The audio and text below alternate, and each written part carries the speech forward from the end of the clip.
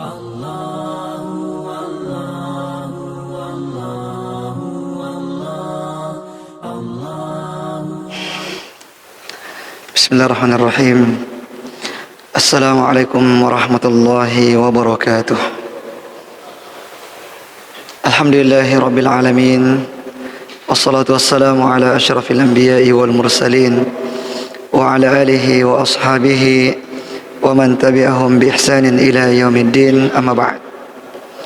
Hadirin jamaah salat maghrib yang dirahmati oleh Allah Subhanahu wa taala. Alhamdulillah, segala puji bagi Allah Subhanahu wa taala atas nikmat yang Allah karuniakan kepada kita semua. Salam dan salawat kepada Nabi kita Muhammad sallallahu alaihi wasallam.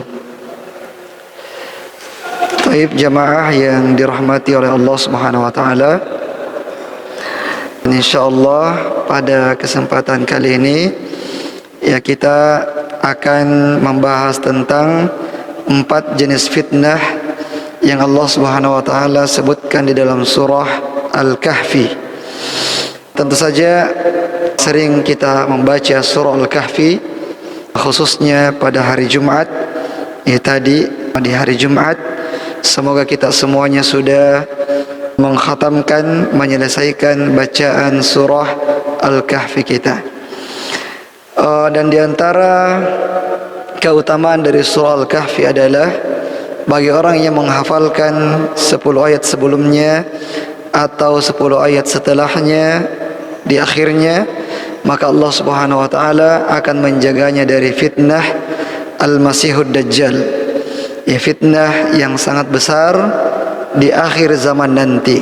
Nah, taib jemaah yang dirahmati oleh Allah Subhanahu wa taala, di dalam surah Al-Kahfi Allah Subhanahu wa taala menyebutkan ada 4 jenis fitnah yang biasa menimpa manusia. 4 jenis fitnah ujian yang biasa menimpa manusia, dan ini disebutkan di dalam surah Al-Kahfi. Fitnah yang pertama adalah fitnah dalam beragama. Fitnah yang menimpa seseorang di dalam agamanya, ujian yang menimpa agamanya untuk menguji keistiqomahannya, untuk menguji ketaatannya kepada Allah Subhanahu wa taala. Dan fitnah yang kedua adalah fitnah harta. Fitnah harta yang juga banyak orang yang diuji dengannya, ada yang berhasil dengan ujian itu dan banyak yang tidak lolos dengan ujian harta tersebut. Dan yang ketiga adalah fitnah ilmu. Fitnah ilmu. Jadi bukan cuma harta yang menjadi ujian, tapi juga adalah ilmu itu merupakan fitnah, itu merupakan ujian bagi seseorang.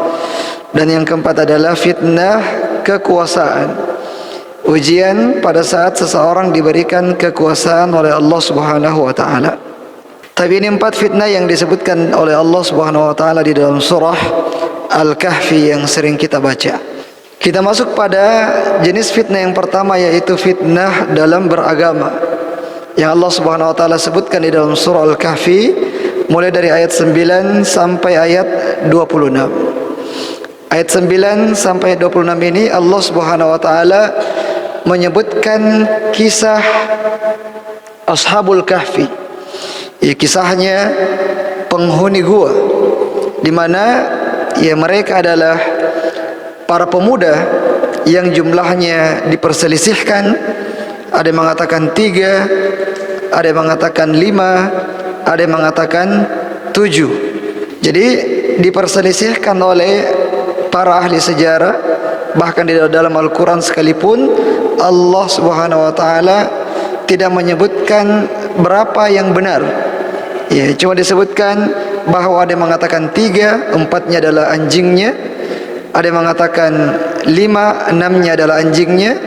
Ada yang mengatakan 7, 8-nya adalah anjingnya. Nah, ala kulli hal, jamaah yang dirahmati oleh Allah Subhanahu wa taala, pemuda Kahfi, ya mereka adalah orang-orang, para pemuda sebelum Islam. Ya, sebelum datangnya, sebelum diutusnya Nabi kita Muhammad sallallahu alaihi wasallam. Di mana pada zaman itu yang berkuasa adalah seorang raja yang kafir, seorang raja yang musyrik, dan parahnya lagi adalah dia memaksa orang-orang untuk menjadi kufur juga, untuk menyekutukan Allah Subhanahu wa taala. Ya, akan tetapi para pemuda yang kokoh ini, yang istiqamah ini, mereka tidak mau. Meskipun dipaksa, mereka juga tidak mau. Mereka tetap pada pendiriannya bahwa apapun yang terjadi, mereka tidak akan kufur, tidak akan menyekutukan Allah Subhanahu wa taala. Tapi ya, karena intimidasi yang luar biasa, karena tekanan yang sangat besar, yang membuat mereka harus berlindung, harus meninggalkan kampung halaman itu dan pergi untuk berlindung. Karena kalau mereka tinggal, maka konsekuensinya adalah apakah mati atau mereka harus menyekutukan Allah Subhanahu wa taala, dan keduanya sesuatu yang berat. Maka mereka pun memilih untuk meninggalkan kampung itu, ya, dan tibalah mereka di sebuah gua dan masuk di dalamnya. Kemudian setelah itu Allah Subhanahu wa taala menidurkan mereka. Allah Subhanahu wa taala menjadikan mereka terlelap dalam tidurnya selama berapa tahun? Ya, 300 tambah 9 tahun, 309 tahun. Nah, 309 tahun lamanya. Itu waktu yang sangat lama. Bahkan dengan waktu itu generasi yang sebaya dengan mereka semuanya sudah habis, semuanya sudah meninggal dunia. Nah, berganti generasi yang baru. Nah, dan dahsyatnya adalah di mana ketika mereka terbangun, mereka saling bertanya-tanya, berapa lama kita tidur ini? Ada yang mengatakan, ya sepertinya kita tidur setengah hari. Ada yang mengatakan tidak, sepertinya kita tidur 1 hari. Mereka tidak merasa kram pada tubuhnya. Ya, kalau orang tidur dalam waktu yang lama, apalagi tidak empuk alasnya, maka yang terjadi adalah bagian tubuh kita itu pasti akan sakit, kram. Nah, apalagi kalau 309 tahun lamanya. Tapi ya luar biasa, karena mereka sama sekali tidak merasakan sakit. Bahkan mereka merasa seperti tidur malam. Bagaimana kalau kita tidur malam, kita bangun, ya kemudian kita merasa ya memang kita tidur normal, berapa jam, 6 jam, 7 jam, 8 jam. Nah, mereka seperti itu. Mereka rasa mereka tidur ya durasi sekitar setengah hari atau 1 hari, 6 jam atau 12 jam. Nah, tapi karena mereka lapar, akhirnya ya mereka harus terpaksa untuk ke kampung untuk membeli makanan, padahal mereka ini dalam pelarian. Nah, dan ketika dia keluar, dia mendapati suasana yang sudah tidak ada lagi yang dia kenal. Jalan-jalannya tidak lagi dia kenal, orang-orangnya tidak lagi dia kenal, pakaiannya yang digunakan oleh orang-orang berbeda dengan pakaian yang dia gunakan. Dia menjadi orang yang terasing, menjadi pusat perhatian oleh orang-orang karena berbeda penampilannya. Nah, dan ketika dia membeli, ya tambah heran orang karena mata uang yang dia pakai itu menunjukkan 309 tahun yang lalu. Ini manusia purba. Nah, manusia purba datang. Nah, hingga akhirnya ya disampaikanlah kepada raja tentang perihal orang tersebut. Nah, dan dipanggillah dia kepada sang raja, ditanyakan, nah, dan alhamdulillah di mana Allah Subhanahu wa taala telah memberikan petunjuk kepada penduduk kampung tersebut. Berganti generasinya, generasi yang datang setelahnya, mereka adalah orang-orang yang beriman. Ya, mereka adalah orang-orang yang mentauhidkan Allah Subhanahu wa taala dengan raja yang takwa, yang takut kepada Allah Subhanahu wa taala. Akhirnya mereka pun minta agar ditunjukkan mana guanya, mana teman-temannya yang lain. Ya, namun ternyata ketika sampai di sana, ya mereka telah diwafatkan oleh Allah Subhanahu wa taala. Nah, jadi syahidnya di sini pelajarannya yang berhubungan dengan fitnah agama, jamaah yang dirahmati oleh Allah Subhanahu wa taala, bahwa ketika kita telah mengikrarkan amanna, amanna, kita telah beriman kepada Allah, maka konsekuensinya adalah ujian. Nah, wala yahsabanna alladhina yaquluna amanna wa hum la yuftanun, dan janganlah mereka menyangka bahwa mereka dibiarkan mengatakan amanna kemudian mereka tidak diuji. Ya, konsekuensi daripada keimanan adalah ujian. Meskipun ujian itu berbeda-beda antara seseorang dengan orang yang lain. Nah, dan yang paling dahsyat ujian yang mereka alami adalah dari kalangan para nabi dan orang-orang yang semisalnya, orang-orang yang semisalnya.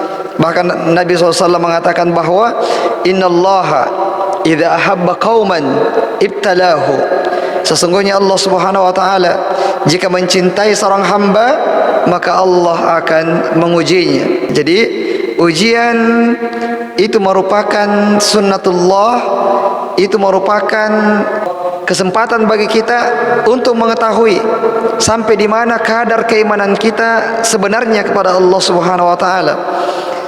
Dari mana kita mengetahui? Dari sikap kita menghadapi ujian tersebut. Nah, semakin kita menyandarkan segala urusan kita kepada Allah, semakin kita bertawakal, semakin kita menundukkan diri di hadapan Allah Subhanahu wa taala, itu menunjukkan setinggi itulah kadar kita di sisi Allah Subhanahu wa taala. Namun ya ketika kita diuji, ya kemudian kita terpental dengan ujian itu, itulah ya kadar lemahnya keimanan kita kepada Allah Subhanahu wa taala. Nah, kemudian jamaah yang dirahmati oleh Allah Subhanahu wa taala, pelajaran yang lain bahwasanya orang-orang yang mau istiqamah memperjuangkan agama Allah, mempertahankan tauhidnya, agamanya, maka Allah Subhanahu wa taala akan memberikan pertolongan kepada mereka. Allah akan memberikan pertolongan. Apakah pertolongan itu segera di dunia ataukah nanti di akhirat? Dan banyak ya kisah-kisah bagaimana orang-orang yang istiqamah ya ditolong oleh Allah Subhanahu wa taala di dalam kehidupan dunianya. Ya, kita membahas kisah para nabi, itu adalah bukti yang sangat konkret bagaimana Allah Subhanahu wa taala menolong, menguatkan hamba-hambanya, para nabinya dari ya orang-orang yang memusuhinya. Begitu pula dengan orang-orang yang di bawah levelnya dari mereka. Ketika mereka mau menguatkan dirinya, beriman, bertawakal sepenuhnya kepada Allah Subhanahu wa taala, maka Allah akan memberikan pertolongannya kepadanya. Bahkan dengan cara yang mungkin tidak pernah kita bayangkan sebelumnya. Ya, sebagaimana Ashabul Kahfi ini, mereka tidak akan pernah menyangka bahwa mereka akan tertidur selama 309 tahun itu. Karena itu memang tidak masuk akal. Nah, dan ini merupakan di antara tanda kebesaran Allah Subhanahu wa taala. Di antara tanda kebesaran Allah Subhanahu wa taala yang disebutkan di dalam Al-Qur'an, dan ini merupakan kisah nyata. Nah, di mana kalau secara rasio, secara logika dan secara kebiasaan tidak mungkin ada orang yang bisa bertahan selama itu, ya tidur selama itu dan tanpa merasa sakit sedikit pun. Nah, kemudian pelajaran yang lain jamaah yang dirahmati oleh Allah Subhanahu wa taala adalah ini sebagai motivasi tentu saja ya kepada para pemuda, kepada para remaja bahkan. Ya, karena yang disebutkan di sini adalah fityah. Nah, mereka itu adalah fityah, amanu, para pemuda. Bahkan al-fata itu beda dengan syabab.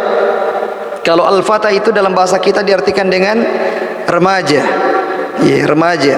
Usia 12 sampai 18, 19 tahun. Itu adalah al-fata. Kalau syabab, ya pemuda, di atasnya lagi itu, di atasnya para remaja. Dan mereka ini adalah fityah, adalah para remaja. Nah, para remaja tapi luar biasa. Bagaimana keteguhan mereka, bagaimana keistiqomahan mereka. Nah, yang seharusnya menjadi motivasi bagi para pemuda, bagi para remaja, bahwasanya ya kalau remaja itu tidak mesti harus dibuang-buang umur remajanya. Ya, sebagaimana yang banyak kita lihat, ya kalau masih remaja dianggap itu waktu untuk bermain-main, waktu untuk menikmati masa muda dengan hal-hal yang tidak bermanfaat. Nah, begitu pula dengan Nabi Ibrahim alaihissalam. Ya, Nabi Ibrahim pada saat menghancurkan berhala itu umurnya berapa tahun? Disebutkan dalam surah Al-Anbiya, ya. Di situ disebutkan bahwa inna sami'na fatan yadhkuruhu yuqalu lahu Ibrahim.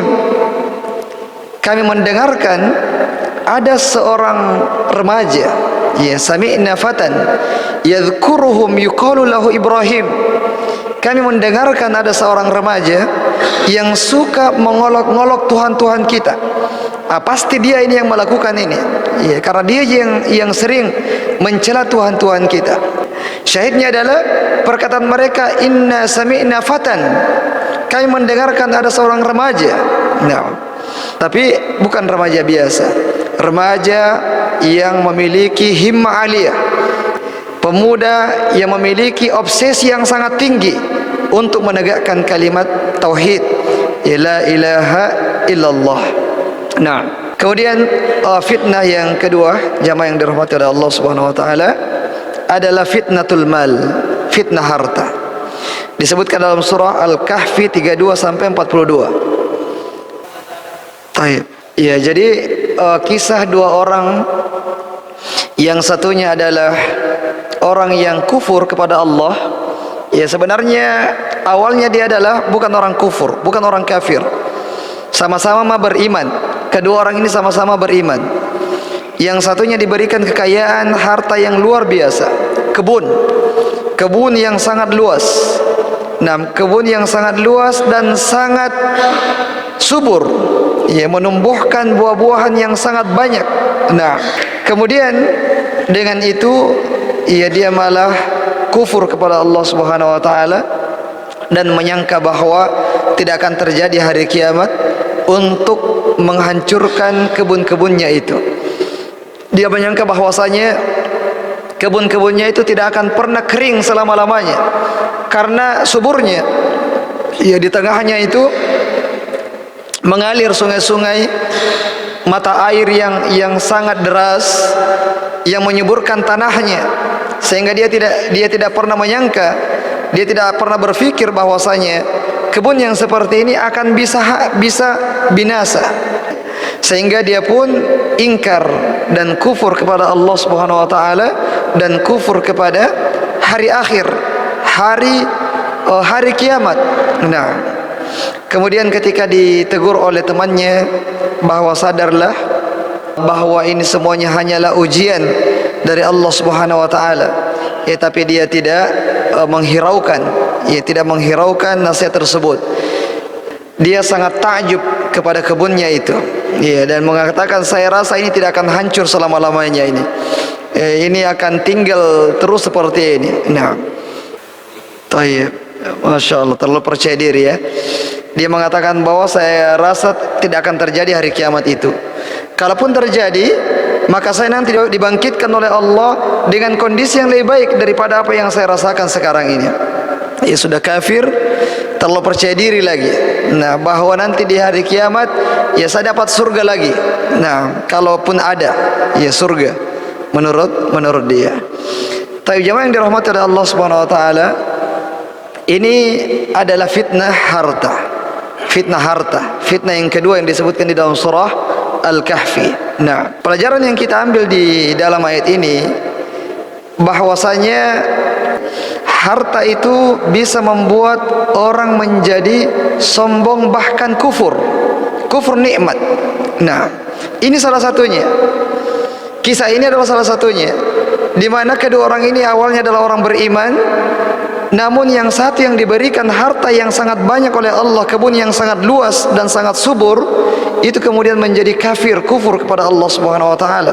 Adapun yang lainnya tidak, dia tetap beriman, tetap istiqamah di atas keimanannya kepada Allah Subhanahu wa taala. Nah, dan di dalam surah Al-Alaq Allah sebutkan bahwa kalla innal insana layatagha ar-ra'ahu stagna. Bahkan manusia itu menjadi congkak, menjadi sombong. Kapan itu? Ar-ra'ahu stagna, pada saat dia melihat dirinya itu sudah kaya. Nah, kekayaan tersebut menjadikan dia lupa diri, seperti Qarun. Ya, Qarun itu adalah kaumnya Nabi Musa alaihissalam. Sebelum dia kaya, dia termasuk pengikut setianya Nabi Musa alaihissalam, termasuk orang yang saleh, orang yang taat kepada Allah. Nah, namun ketika dia diuji dengan harta yang melimpah, kekayaan yang luar biasa banyaknya, nah, sampai dijadikan sebagai permisalan ya, harta Qarun ya, karena saking banyaknya dulu itu hartanya Qarun. Nah, kemudian ya dia menjadi orang yang kufur kepada Allah.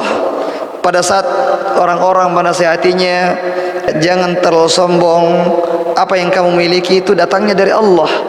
Tapi dia mengatakan bahwa na'am innama utituhu ala ilmin indi. Saya mendapatkan ini semua itu karena saya adalah orang pintar. Dia menyandarkan hartanya itu karena kepintarannya. Nah, jadi jangan pernah menyandarkan apa yang Allah berikan kepada kita itu kepada kemampuan diri kita sendiri. Jangan kita mengatakan, ya ini karena saya memang ulet bekerja. Jangan mengatakan ini memang karena saya itu cerdas berpikir. Nah, jangan mengatakan memang karena saya itu pintar bertransaksi dengan orang lain. Nah, kalau dalam apa diucapkan dalam ranah kesombongan. Tapi kalau misalnya bukan pada ranah kesombongan, maka hukum asalnya adalah boleh saja untuk memberikan motivasi kepada orang lain, untuk juga bekerja dan sebagainya. Ya, maka tidak mengapa, tapi disertai dengan perasaan tawadhu di dalam diri kita bahwasanya ini semuanya ba'dallah. Ini semuanya terjadi setelah pertolongan dan taufik dari Allah Subhanahu wa taala.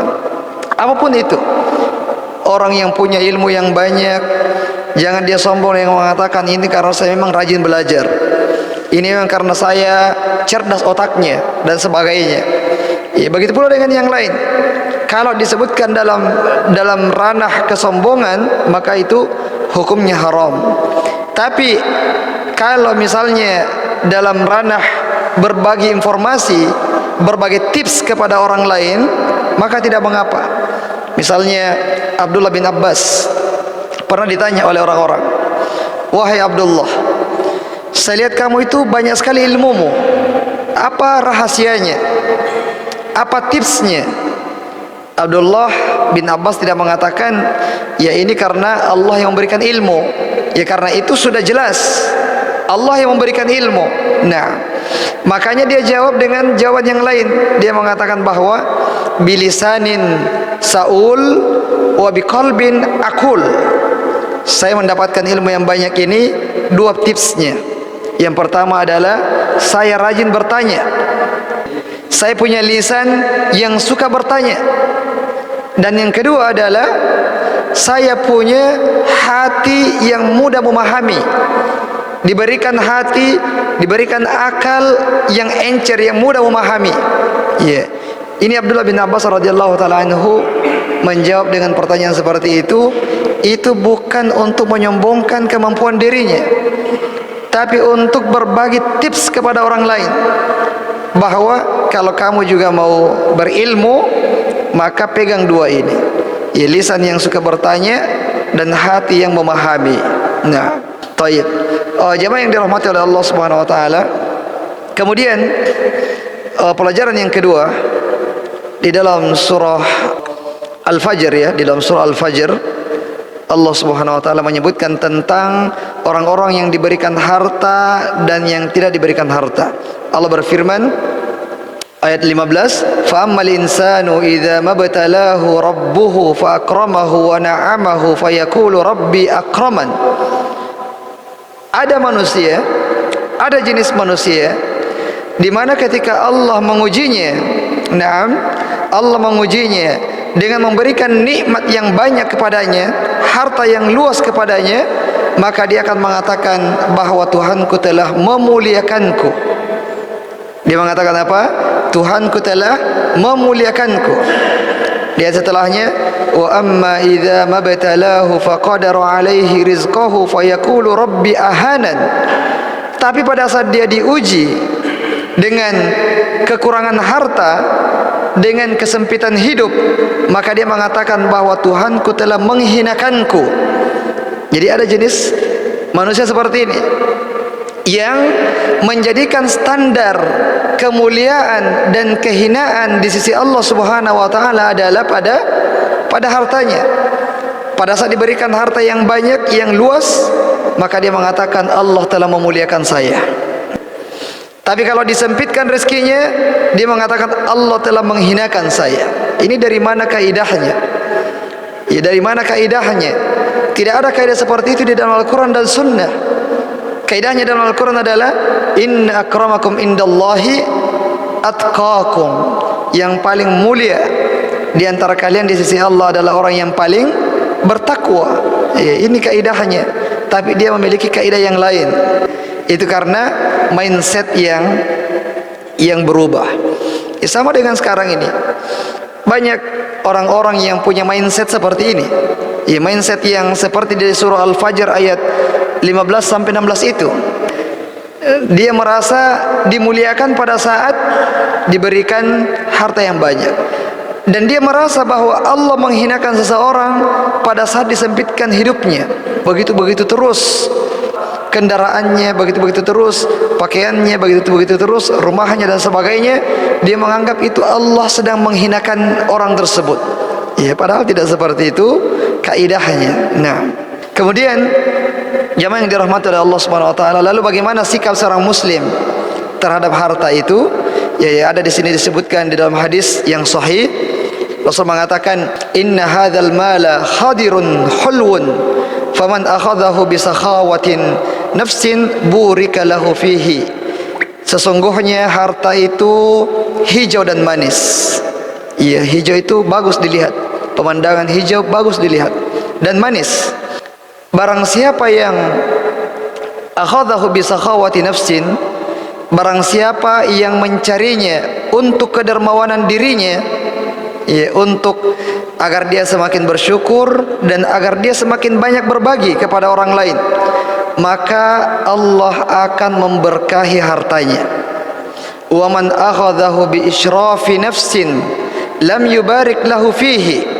Dan barang siapa yang mencarinya untuk keserakahan, untuk ketamakan, untuk berfoya-foya, maka harta itu, maka Allah tidak akan memberkahi hartanya. Naam. Wa kana kalladzi ya'kulu wa la yashba'. Sebagaimana orang yang makan tapi tidak bisa kenyang. Nah, makan tapi tidak bisa kenyang. Nah, selalu merasa kekurangan. Yaitu maksud daripada Allah tidak akan memberkahi hartanya. Wal yadul ulya khairun minal yadis sufla.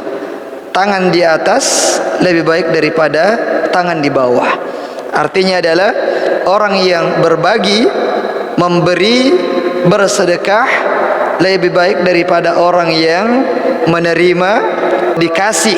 Jadi itu perbedaan keduanya. Nah, jadi itu sikap seorang muslim ketika dia mencari nafkah, mencari kekayaan, bahwa dia mencarinya untuk kemuliaan dirinya, dalam artian tidak minta-minta kepada orang lain, dalam artian untuk semakin banyak berbagi kepada orang lain, dan bukan untuk bermegah-megahan, berfoya-foya, tabdzir, mubadzir dan sebagainya. Nah, alhaakumut takatsur hatta zurtumul maqabir. Sungguh bermegah-megahan itu telah membuat kalian binasa sampai kalian masuk ke liang kubur. Nah, taib. Kemudian fitnah yang ketiga adalah fitnatul ilmi, fitnah ilmu. Disebutkan dalam surah Al-Kahfi ayat 60 sampai ayat 82. Ini kisahnya Nabi Musa bersama Nabi Khidir alaihissalam. Ini kisahnya Nabi Musa alaihissalam pada saat Allah memberitahukan kepadanya bahwa di seberang sana ada hambaku yang berilmu. Dia memiliki banyak ilmu yang tidak kamu miliki, wahai Musa. Dan Nabi Musa alaihissalam merasa tertantang dengan hal tersebut, dan dia semangat menuntut ilmunya itu bangkit, bahwasanya saya akan mencari ilmu darinya apapun yang terjadi sampai di ujung dunia pun. Ya, mungkin bahasa kita seperti itu. Sampai di ujung dunia pun saya akan mencarinya, tidak akan pernah berhenti sampai menemukan orang tersebut. Nah, dan orang itu adalah Nabi Khidir alaihissalam, Nabi yang bahkan diperselisihkan kenabiannya. Sementara Nabi Musa alaihissalam sudah disepakati kenabiannya. Bahkan dia adalah salah satu dari ulul azmi. Bahkan Nabi Musa adalah satu-satunya yang Allah sebutkan sebagai kalimullah, sebagai orang yang diajak bicara langsung oleh Allah di dunia. Nah, dengan segala kelebihannya, dengan segala keutamaannya, dia tidak merasa sombong untuk belajar kepada Nabi Khidir alaihissalam meskipun jauh. Dan di dalam perjalanan tersebut, ya, dia mengajak salah seorang muridnya yang sangat afdol di sisi Nabi Musa alaihissalam, yaitu Dhunnun, ya, yang nantinya juga akan diangkat menjadi nabi, ya, sepeninggal Nabi Musa alaihissalam. Nah, dia menemani Nabi Khidir alaihissalam untuk mencari orang itu, mencari Nabi Khidir. Sampainya di sana, Nabi Khidir alaihissalam memberikan syarat, ya, boleh belajar, tapi ada syaratnya. Jangan bertanya dengan nada pengingkaran kepada saya. Jangan bertanya dengan nada mengingkari apa yang saya lakukan. Ya, kalau kita bersama-sama, Nabi Musa alaihissalam menganggap ini adalah syarat yang mudah. Ya, syarat yang mudah. Tidak disuruh harus angkat batu dan sebagainya, tidak. Cukup jangan bertanya mengingkari terhadap apa yang saya lakukan. Sepakat. Nah, kemudian ya mereka pun berjalan naik kapal. Nah, menumpang di kapal tersebut secara gratis. Kemudian pada saat sudah mau sampai di ketepian, ternyata Nabi Khidir melobangi perahu itu. Nah, Nabi Musa alaihissalam, ya, mengatakan, kenapa kamu melobangi perahu ini?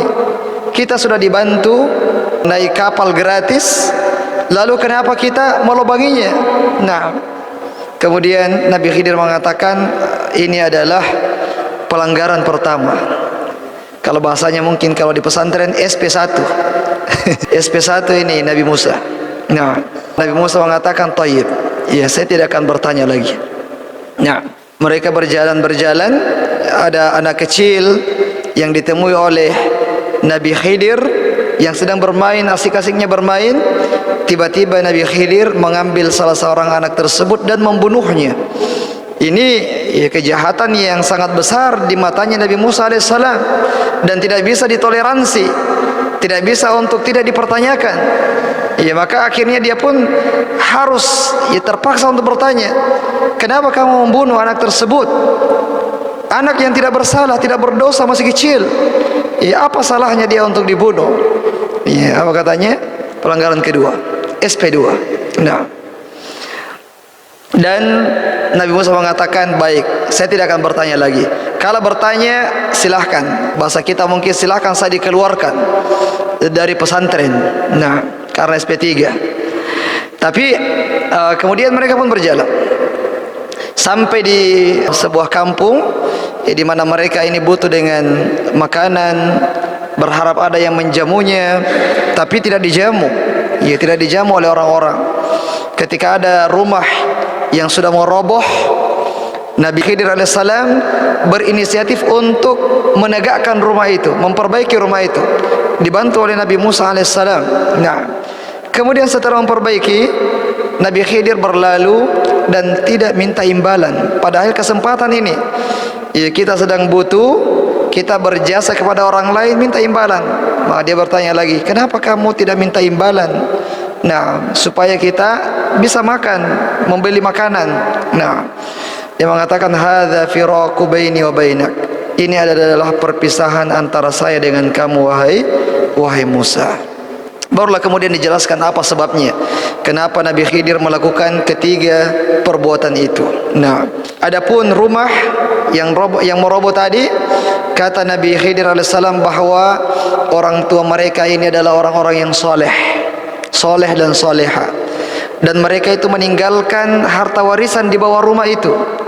Dan saya khawatir, ya, kalau ini roboh nanti mereka tinggalkan pada ada harta yang ada di situ. Makanya diperbaiki, ya, supaya anak-anak ini nanti tumbuh besar dan mengambil harta yang ditinggalkan oleh orang tuanya. Nah, dan kisah yang pertama, kisah yang kedua juga dijelaskan oleh Nabi Khidir alaihissalam. Nah, pelajarannya di sini jamaah yang dirahmati oleh Allah Subhanahu wa taala adalah, yang pertama, ya, hendaknya kita senantiasa bersemangat di dalam menuntut ilmu. Nah, karena sebanyak apapun ilmu yang kita miliki itu sebenarnya masih kurang. Kenapa? Karena Allah mengatakan, wa fawqa kulli dhi ilmin alim. Di atas setiap orang berilmu masih ada orang yang berilmu lagi di atasnya. Maka tidak ada istilah tamat belajar. Tamat di sebuah perguruan tinggi itu memang ada, tapi tamat belajar tidak ada.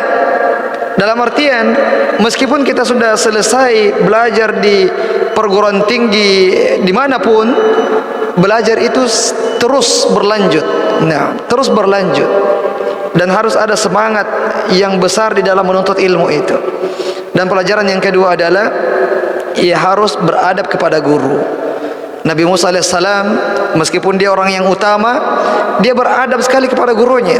Nah, dia mengingkari perbuatannya dengan pertanyaan yang baik, bukan dengan gegabah langsung menyalahkan, tidak. Dia klarifikasi, konfirmasi, meminta penjelasan, tabayyun kepada gurunya, meskipun yang dilakukan itu sudah jelas-jelas salah. Nah, tapi ia minta penjelasan dengan bagus, dengan sangat lembut, dengan sangat ramah, dan itulah ya seorang murid kepada gurunya. Bahkan salaf mengatakan dulu, ta'allamna al-ilma 30 sana qabla an nata'allam al-ilma. Kita belajar adab itu 30 tahun sebelum belajar ilmu. Ya, karena betapa besarnya itu kedudukan daripada adab bagi para penuntut ilmu. Dan yang terakhir, karena waktu sudah masuk, bahwa kesolehan orang tua itu ada dampak positif kepada anaknya. Ya, kesolehan orang tua itu memberikan dampak positif kepada anaknya. Anak-anak yatim tadi yang rumahnya diperbaiki secara gratis, bukan oleh siapa-siapa. Dua nabi luar biasa. Dua nabi yang diutus oleh Allah untuk memperbaiki rumahnya ini dengan gratis. Bukan tukang abal-abal. Ini tukang nabi, dua-duanya nabi. Nah, untuk memperbaiki, apa alasannya diperbaiki? Karena orang tuanya adalah orang yang soleh. Ya, jadi luar biasa. Kesolehan daripada orang tua itu bisa memberikan dampak positif kepada anak-anak kita. Nah, sekira ini jamaah yang dirahmati oleh Allah Subhanahu wa taala. Semoga bermanfaat untuk diri kami sendiri dan kepada jamaah sekalian. Subhanakallahumma bihamdik, asyhadu an la ilaha illa anta astaghfiruka wa atubu ilaik. Wa akhiru da'wana alhamdulillahi rabbil alamin. Assalamualaikum warahmatullahi wabarakatuh.